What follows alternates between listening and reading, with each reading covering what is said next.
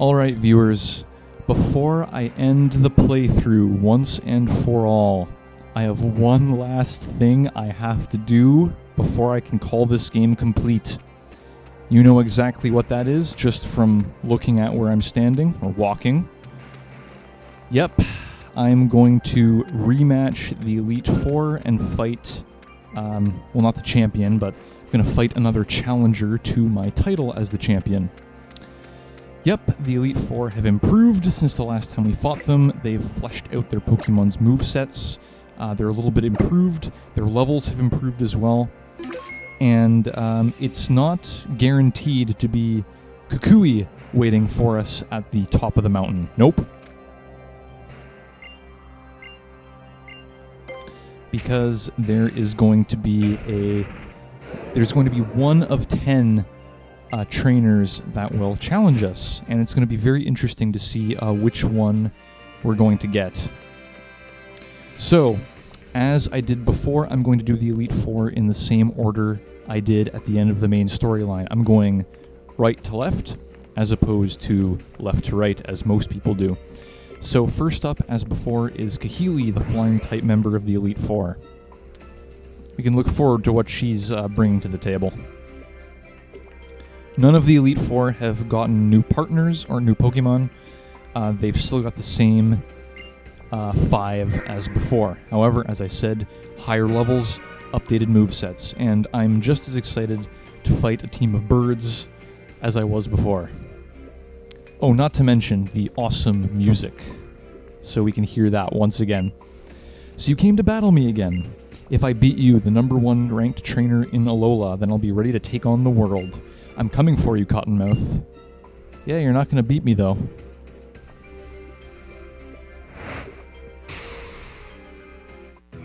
Time to cue the music. And I just realized that the end of her golf club is the same color as Toucannon's beak. That's a clever little thing I never noticed before. Okay, so as in the first time, she's calling out her Skarmory first and foremost. It is level 63, a Steel and Flying type. Its moves are Steel Wing, Night Slash, Rock Slide, and Spikes. Lucky for us, I still have Rapid Spin on legs to tear away the spikes. Rock Slide, though, that will present a problem. So what I'm planning to do here is bypass Sturdy here, and finish off with Flare Blitz, because why not? Okay, she's bringing out the spikes. It's not something I like.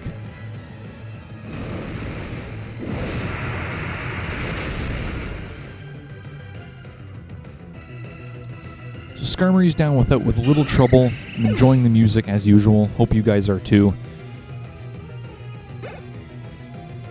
Oh, and once again, I completely forgot to turn on the experience share because I'm a complete idiot. But at this point, I really don't need the experience share.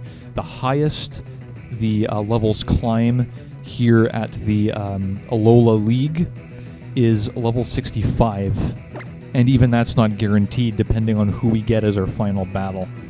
So at level 69, level 70 for my entire team, I'd say I'm pretty good. So, okay, Toucannon is up next. I'd say Thunderclap is an appropriate Pokemon to send out in reply. Toucannon has been kept relatively the same as before. It's level 63, normal and flying type. Its moves are Bullet Seed, Rock Blast, Beak Blast, and Brick Break. It has the Flynium Z attached. It used to have Screech, but it replaced that with Brick Break, which actually does add a little bit more coverage to Toucannon's moveset. If you're using a Rock type or an Ice type, I would recommend looking out. But it's time for a Relevation Dance.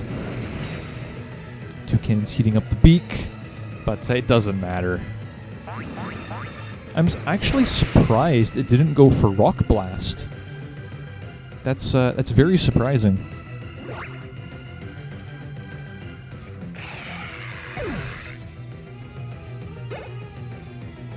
Okay, next Mon is going to be Crobat. Crobat. Who am I going to use to fight Crobat? Let's use Smidvarg, actually.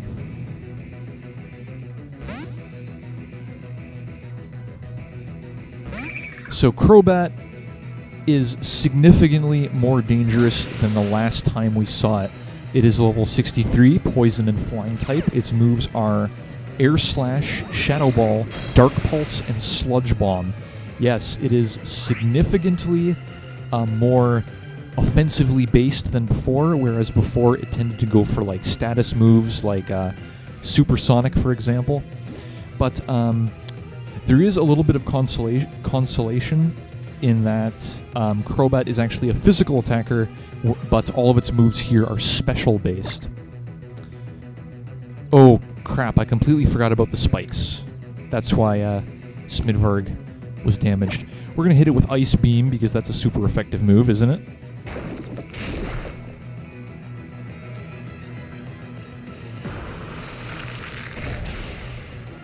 And oh my god, it survived. It actually survived. Okay, well, she's going to heal, most likely. Yep, full restore. Full restore coming out. That was unexpected, honestly.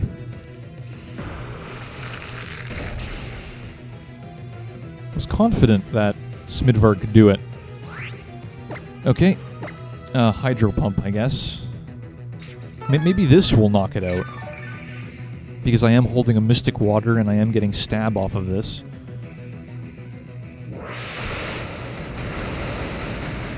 Plus, I just love that animation, and surprisingly, it still survived.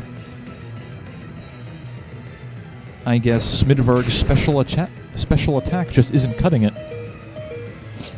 But fortunately, before it can be reduced into its solo form, he did manage to take out Crobat once and for all. Thank you, Smidvarg.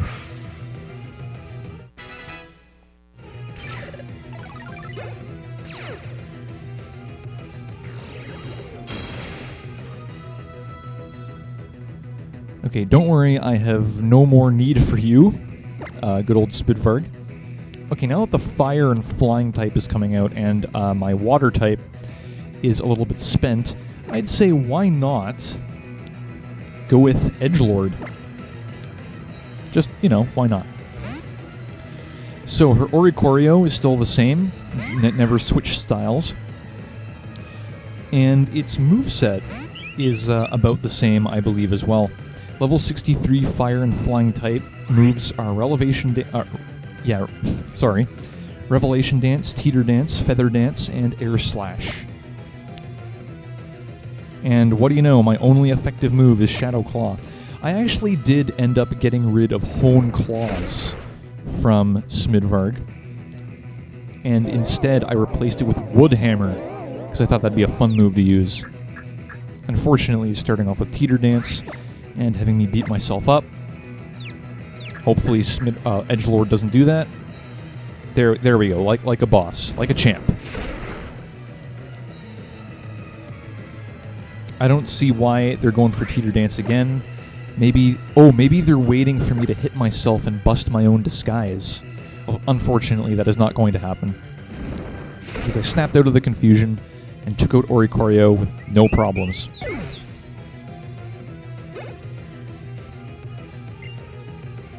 Finally, we have Mandibuzz. Let's go with Nuru, even though I know I'm kind of getting into iffy territory here. So, Mandibuzz, as with all our other Pokemon, are level 63. It is a Dark and Flying type. Its moveset is Snarl, Air Slash, Roost, and Toxic. So got rid of that annoying Flatter, but at the same time, it's definitely taken on more of a supporting role with its Poison attack and its new healing capabilities. So, Dazzling Gleam.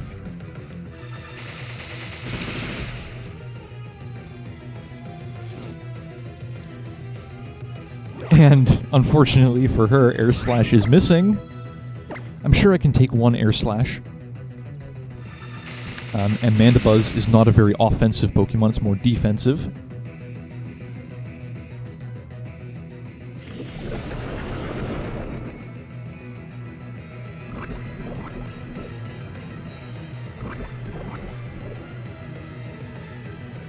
Gonna have to heal that later, after this battle. Let's finish it with Pollen Puff.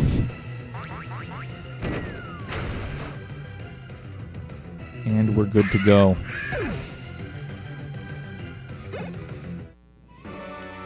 This feeling of frustration that is swelling within me, I will use it to propel my growth.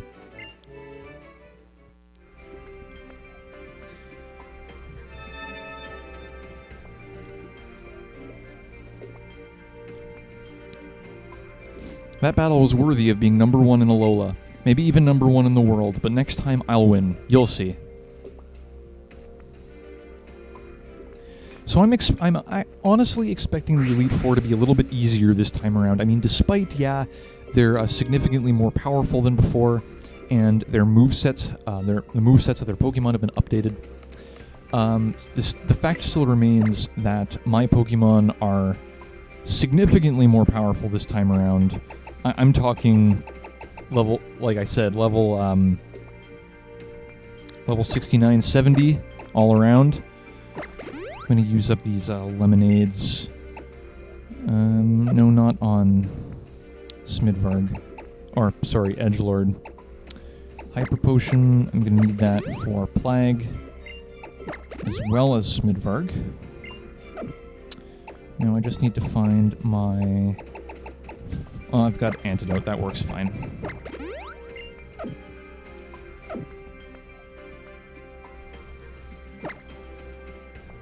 And we're going to put Nuru in front. Because next up is the absolute cutest character in all of Pokemon, and yes, I am saying that even though I'm well aware Lily and Hau both exist. But yeah, Acerola, she is definitely the cutest. There's no doubt about it. So once again, we're going to be fighting Acerola and her ghost types, and I'm going to let you know right now that her Delmise is significantly more threatening this time around, much more so than any of her team, because she's actually using a proper moveset on it.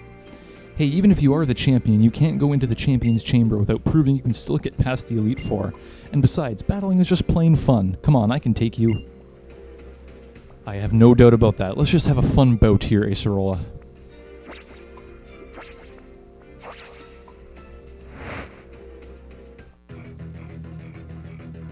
Once again, start up the music.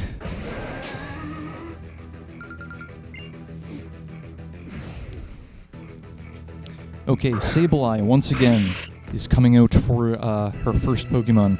It is a level 63 Dark and Ghost type. Its moves are Shadow Claw, Zen Headbutt, Brick Break, and Fake Out. I'm predicting a Fake Out to be coming first and foremost. Fortunately, it no longer has Confuse Ray. I don't have to worry about that anymore. But it does have some additional coverage in Brick Break now.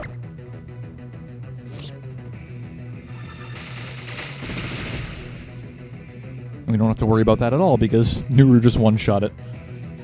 Goodbye, Sableye. Ooh, Palisand is coming up right away. Let's switch things around and give it over to... You know what? Let's go with Smitty. The Smidvarg. Come on. It's a water type. He's a ground type. We can do this. So Palisand, level 63, Ghost and Ground type. Moveset is Shadow Ball, Earth Power, Sludge Bomb, and Giga Drain. Sludge Bomb is a really good choice of move because it deters grass types from coming out and trying to beat it up. Its item is the Ghostium Z as before, so I would not be surprised if it decides to pull out a Z move right here.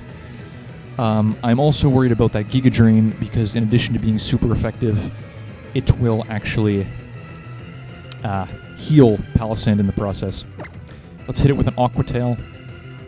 Okay, it's starting out with Giga Drain. Fortunately, Smidvarg does not have a lot of health, so that means Palossand will not be getting much health in return.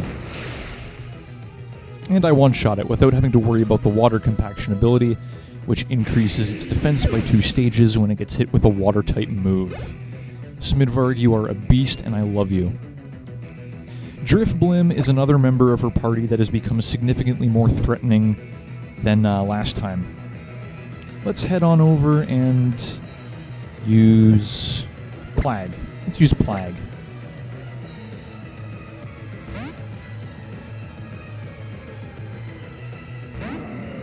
So, Drifblim, it is a level 63 Ghost and Flying type.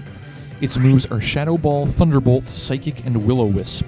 So a lot more coverage than before. Before it only had Ominous Wind, as well as stuff like Focus Energy and Baton Pass that were completely useless, especially because it was coming out as our last Pokemon.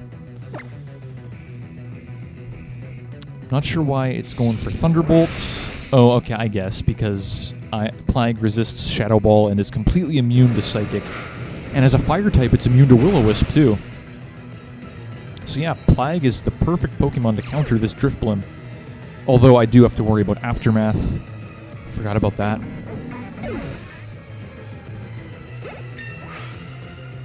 There we go, level 70.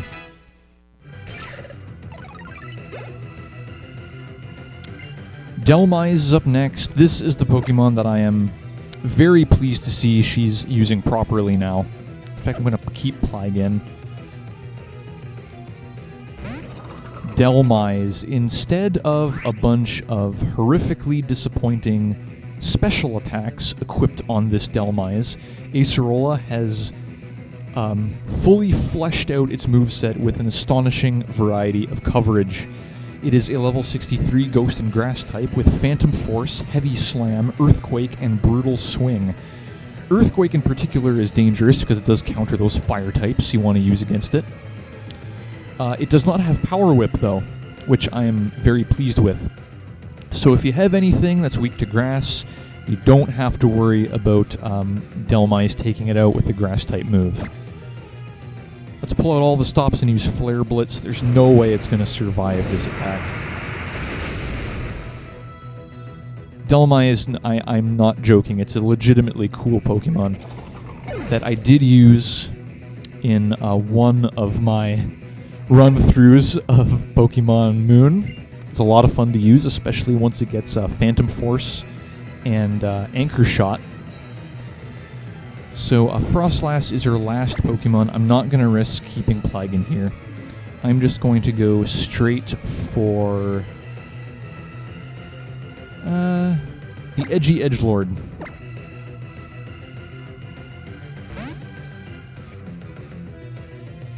I mean, it'd be a crime for me not to use my Mimikyu in a Ghost-type battle. So Frostlass, level 63, Ice and Ghost-type. Its moves are Blizzard, Shadow Ball, Thunderbolt, and Ice Shard. No longer as confused with Ray, which I am thankful for. Unfortunately, it is faster than I am. And it's going to drop my special defense. Unless I can KO it in one hit with Shadow Claw, I don't think Edgelord will be in very good shape. Okay, there we go. My worry was for nothing. Oh, even got a critical hit. Thank you, Edgelord. And with that, the most adorable user of Ghost types ever has been defeated a second time. How did you do it again? Good old Acerola. One of my favorite characters.